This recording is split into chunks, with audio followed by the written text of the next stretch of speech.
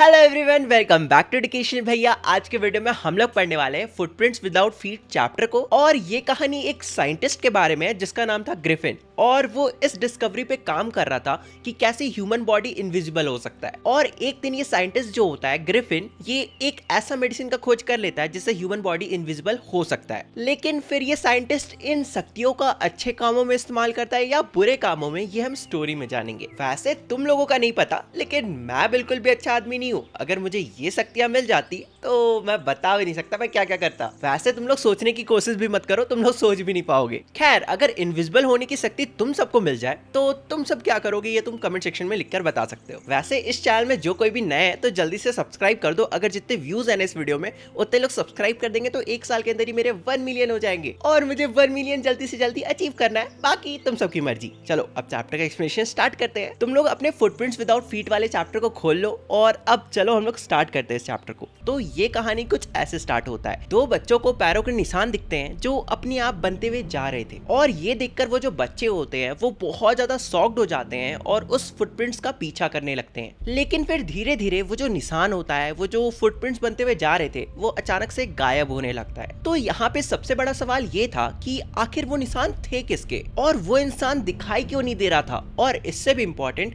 वो इंसान इस वक्त लंदन में क्या कर रहा था। देखो, ऑब्वियस सी बात है, वो इंसान कोई और नहीं बल्कि ग्रिफिन था, जिसने इनविजिबल होने का पोषण पी लिया था। जिसके बाद जो ग्रिफिन था ना, वो बिल्कुल एक ग्लास सीड जैसा बन गया था। मतलब वो इनविजिबल तो हो गया था लेकिन वो गायब नहीं हुआ था। इसका मतलब भले ही तुम ग्रिफिन को देख नहीं सकते हो, लेकिन तुम उसे टच कर सकते हो, क्योंकि वो हार्ड है। क्योंकि ग्रिफिन जो है ना, वो वहाँ पे प्रेजेंट तो है, मतलब तुम उसके बॉडी को टच तो कर सकते हो, लेकिन तुम उसे देख नहीं सकते हो। और रही बात कि वो लंदन में क्या कर रहा था, तो बात कुछ ऐसा है ना कि ग्रिफिन का अपने लैंडलॉर्ड से बिल्कुल भी नहीं पड़ता था, और ग्रिफिन का जो लैंडलॉर्ड था ना, वो ग्रिफिन को बार बार भगाने की कोशिश भी क्या करता था। इसलिए जो ग्रिफिन होता है वो सबसे पहले इनविजिबल होने का पोषण पीने के बाद अपने लैंडलॉर्ड के घर को ही जला देता है, मतलब उसके घर में ही आग लगा देता है। ये सबसे हमें ये पता चलता है कि जो ग्रिफिन था ना, वो बिल्कुल एक लॉलेस इंसान था, उसे कानून से कुछ भी फर्क नहीं पड़ता था। लेकिन यहाँ पे तुम लोग खुद सोचो, अगर जो ग्रिफिन है वो अपने लैंडलॉर्ड के घर में आग लगाएगा तो खुद उसका घर भी तो जल जाएगा, क्योंकि वो अपने लैंडलॉर्ड के घर में ही रहता था। ऑब्वियस सी बात है, रेंट में। तो इसका मतलब यहाँ पे जो ग्रिफिन था वो हो गया था होमलेस, अब उसका कोई घर नहीं था। अब देखो, जो ग्रिफिन था वो अपने लैंडलॉर्ड के घर में आग लगाता है, उसके बाद भागने लगता है। लेकिन अगर वो कपड़ों में भागता तो सभी लोग उसे देख लेते, क्योंकि जैसा कि मैंने तुम्हें पहले भी बताया, जो ग्रिफिन था,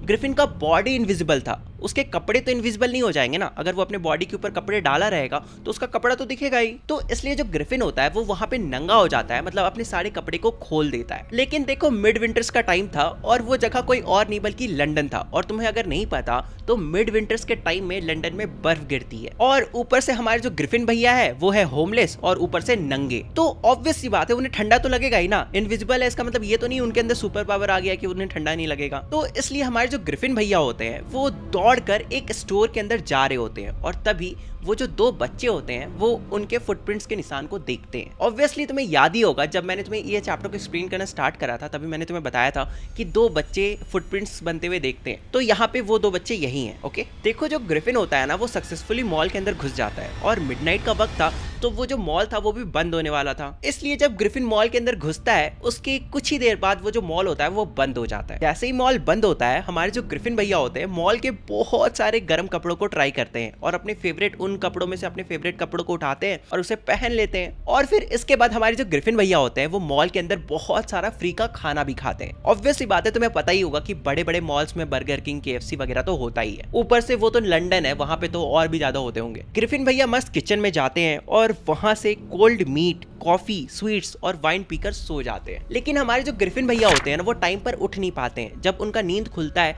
तब उन्हें रियलाइज होता है कि दो असिस्टेंट उसके तरफ बढ़ते हुए आ रहे हैं। ग्रिफिन भैया उन दो असिस्टेंट को अपनी तरफ आते देख बहुत ज्यादा डर जाते हैं और पैनिक करने लगते हैं। और फिर से वही होता है, हमारे जो ग्रिफिन भैया होते हैं वो वहां से भागने लगते हैं, और उन्होंने जो भी कपड़ा पहना हुआ था ना, गर्म कपड़े उन्होंने रात भर चूज करा था, तो उन सारे कपड़ों को वो एक एक करके फेंकने लगते हैं ताकि वो वापस से इनविजिबल हो सके। और फिर वापस से हमारे जो ग्रिफिन भैया होते हैं वो नंगे हो जाते हैं, लेकिन हाँ, वो सक्सेसफुली वहां से भाग जाते हैं। इसके बाद हमारे ग्रिफिन भैया पहुंचते हैं डूरीलैंड। इस नाम को याद रखना, एग्जाम में आ भी सकता है। और यहाँ पे वो एक थिएट्रिकल कंपनी के अंदर घुस जाते हैं। थिएट्रिकल कंपनी मतलब नाटक कंपनी। और वहां से हमारे जो ग्रिफिन भैया होते हैं वो कपड़े उठाते हैं, अपने फोरहेड के लिए बैंडेजेस उठाते हैं, फेक नोज उठाते हैं। फेक नोज मतलब नकली नाक, साथ ही साथ वो लार्ज हैट और बिग बुसी विस्कर्स भी उठा लेते हैं और सभी को अच्छे से पहन लेते हैं, अच्छे से ड्रेस्ड अप हो जाते हैं ताकि वो इनविजिबल होने के बावजूद अच्छे से दिख पाए। देखो ऑब्वियस सी बात है, अगर ग्रिफिन भैया बस नॉर्मल कपड़े पहन के रोड पे घूमने लगेंगे तो भी उनका सर तो नहीं दिखेगा ना, उनका फेस तो नहीं दिखेगा, तो सबको डर लगने लगा कि कौन भूत आ गया।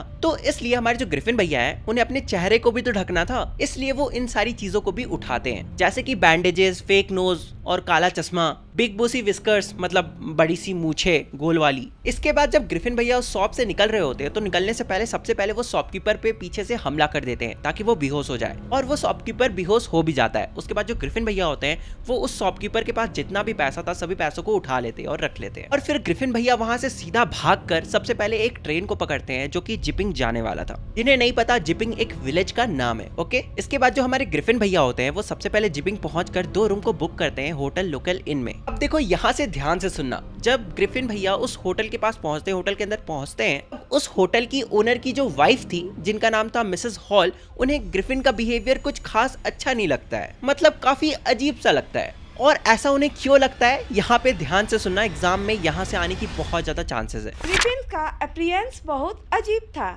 आई मीन कौन इंसान हर वक्त काला चश्मा और हैट पहने रहेगा, ऊपर से सर में बैंडेज लपेटे।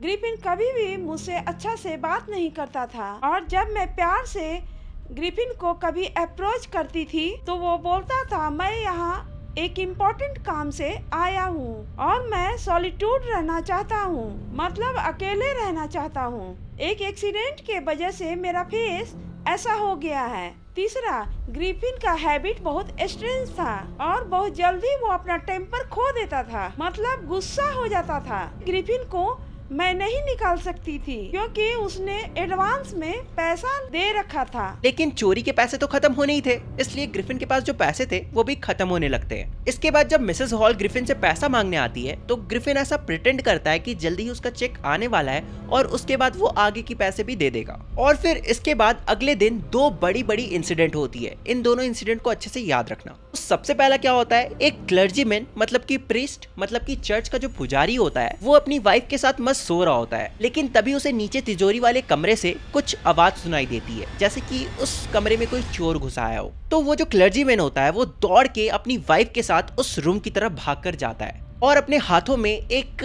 पोकर स्टिक लेके भाग रहा होता है। पोकर स्टिक कैसा दिखता है तुम्हें स्क्रीन में दिख ही रहा होगा। और दौड़कर वो क्लर्जीमैन अपनी वाइफ के साथ उस तिजोरी वाले कमरे के पास जाता है और उस कमरे के गेट पे जोर से लात मारता है और कहता है कि जो भी चोरी करने आया है जल्दी से हैंड्स अप करो, सरेंडर कर दो। लेकिन उस कमरे में कोई भी दिखाई नहीं देता है, ना टेबल के नीचे, ना कर्टेन्स के पीछे और ना ही चिमनी के ऊपर। लेकिन फिर भी उस रूम के अंदर जो तिजोरी थी ना, उस तिजोरी के अंदर से सारे पैसे चोरी हो चुके थे। ये तो था पहला इंसिडेंट। और अब जो दूसरा इंसिडेंट होता है वो इससे भी ज्यादा खतरनाक था और आसपास के सारे नेबर्स, सारे लोग बस उस दूसरे इंसिडेंट के बारे में ही बात कर रहे थे। तो दूसरा इंसिडेंट ये होता है कि उस होटल का जो लैंडलॉर्ड होता है और उसकी जो वाइफ होती है मिसेस हॉल, दोनों सुबह जल्दी उठ जाते हैं और तभी मिसेस हॉल देखती है कि ग्रिफिन का रूम का जो दरवाजा है वो खुला हुआ है, जो कि यूजुअली होता नहीं है। ग्रिफिन हमेशा गेट लॉक करके रहता था। तो मिसेस हॉल सोचती है कि अच्छा मौका है, मैं जल्दी से जाके इसके रूम को चेक कर लेती हूँ। तो सबसे पहले जब मिसेस हॉल उस रूम के अंदर जाती है, ग्रिफिन के कमरे के अंदर जाती है, तो सबसे पहले वो बेड को चेक करती है। ये चेक करती है कि वो जो बेड है वो गर्म है या फिर नहीं। तो वो नोटिस करती है कि वो जो बेड था वो ठंडा हो चुका था। ठंडा हो चुका था इसका मतलब ग्रिफिन काफी देर पहले उठ चुका है, क्योंकि अगर वो तुरंत उठा होता तो ऑब्वियस सी बात है वो जो बेड होता वो थोड़ा गर्म होता, राइट। तुम लोग भी जब सुबह सुबह उठते होगे तुम्हारा भी जो बेड होता होगा वो थोड़ा गर्म होता होगा, नॉर्मल सी बात है। मिसेस हॉल देखती है कि ग्रिफिन तो वहां पर नहीं था, लेकिन ग्रिफिन जो भी यूजुअली कपड़े पहना करता था, जैसे कि वो जो बैंडेजेस लगाया करता था, जो कपड़े पहना करता था, जो सनग्लासेस पहनता था, जो विस्कर्स, जो मूछें लगाता था, वो सभी वहां पे पड़े हुए थे। फिर अचानक से मिसेस हॉल को एक हैट उड़ता हुआ दिखाई देता है। वो ग्रिफिन का हैट था और वो हैट सीधा आकर मिसेस हॉल के मुंह पर लगता है। इससे पहले कि मिसेस हॉल समझ पाती कि उनके साथ क्या हो रहा है, उस रूम में पड़ा जो चेयर होता है वो सीधा आकर उनके पैर पर लगता है और फिर इसके बाद वो चेयर आके मिसेस हॉल और उनके हस्बैंड को सीधा रूम से बाहर फेंक देता है। और फिर इसके बाद ग्रिफिन के रूम का जो गेट का छिटकिनी होता है वो अपने आप लॉक हो जाता है।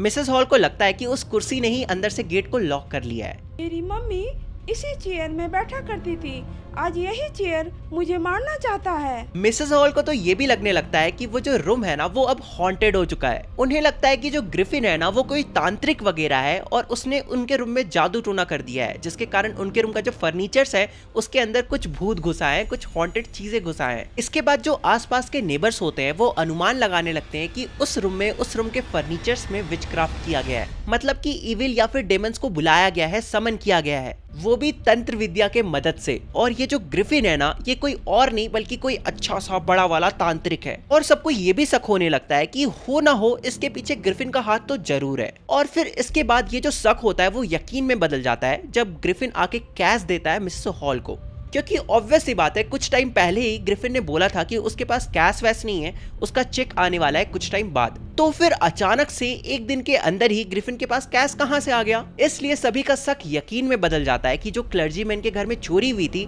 कहीं ना कहीं उसके पीछे ग्रिफिन का हाथ तो जरूर है, मतलब ग्रिफिन ने ही चोरी की है। इसके बाद जो मिसेस हॉल होती है वो जल्दी से कांस्टेबल को कॉल करती है और वहां पे बुला लेती है। लेकिन इससे पहले कि कांस्टेबल वहां पे पहुंचता मिसेस हॉल तुरंत जाती है ग्रिफिन के कमरे के पास और ग्रिफिन से पूछती है कि आखिर तुमने मेरे चेयर के साथ ऐसा क्या किया है और तुम खाली कमरे के अंदर कैसे घुस गए जबकि ये गेट तो लॉक था। देखो ग्रिफिन भैया तो थे शॉर्ट टेम्पर्ड, वो कहते हैं कि तुम्हें जानना है who and what I am, तो रुक तुझे मैं अभी दिखाता हूँ कि मैं कौन हूँ।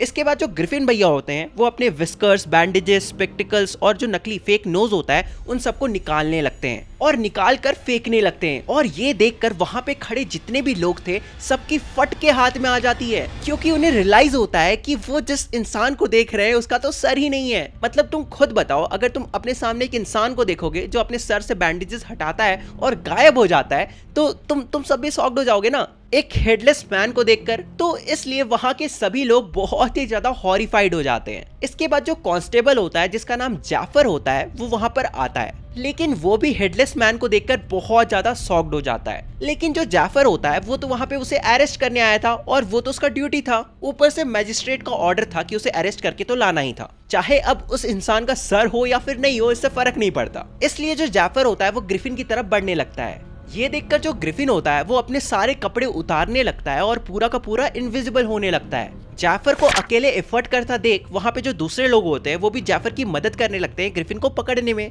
लेकिन जो ग्रिफिन होता है वो पूरा का पूरा इनविजिबल होके लोगों को मुक्का पे मुक्का मारने लगता है और लोगों को पता ही नहीं चल रहा था कि उन्हें मुक्का कहां से पड़ रहा है। और फिर भागते भागते जो ग्रिफिन होता है वो कांस्टेबल जाफर को एक जोड़ का पंच मारता है, जोड़ का मुक्का मारता है और उसके बाद जो जाफर होता है वो वहीं पे गिरकर बेहोश हो जाता है। और फिर एट द एंड वो जो ग्रिफिन होता है वो वहां से भाग जाता है, मतलब बच के भाग जाता है और ये जो तुम्हारा स्टोरी होता है वो खत्म हो जाता है। थी ना काफी इंटरेस्टिंग सी, काफी मजेदार सी स्टोरी। तो जाने से पहले मुझे पता है तुम लोगों ने सब्सक्राइब और लाइक तो कर ही दिया होगा, तो मुझे इंस्टाग्राम में भी फॉलो कर लेना। ऐसे ही मेरे इंस्टाग्राम में 10 के फॉलोअर्स हो जाएंगे, मैं ब्लैक एरोप्लेन का वीडियो डाल दूंगा जो मैंने गलती से छोड़ दिया था। साथ ही साथ मैं तुम्हें ये भी बता देता हूँ कि मैंने पिछले 2 वीक से वीडियो क्यों नहीं डाला था, क्योंकि मेरा तबियत बिल्कुल भी ठीक नहीं है और अभी भी ठीक नहीं है, बट बनाना तो पड़ेगा है ना।